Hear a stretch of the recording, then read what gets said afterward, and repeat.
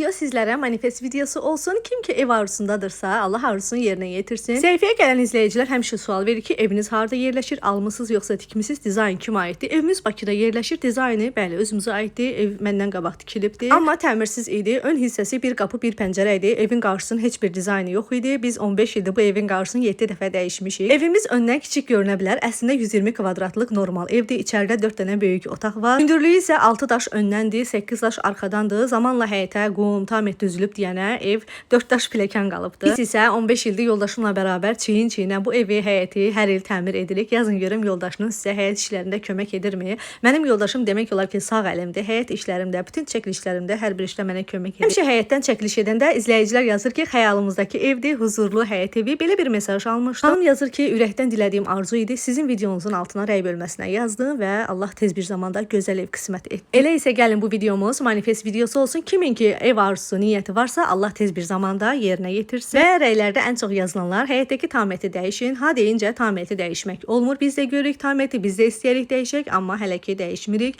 Şiferi dəyişin yazırlar. Şifer pis tərəf yeni tikili olduğuna görə şiferi dəyişməyə icazə yoxdur. Həyət qapısının rəngini dəyişin deyirlər. Gələcəkdə dəyişəcəyik. Yəni ki o kraska nədir ki biz onu alıb ora vurmuruq. Yəni özümüz onda bir vlogu gələcək, narahat olmayın. Məndən bu qədər. Videonu bəyənməyi unutmayın. Hələlik.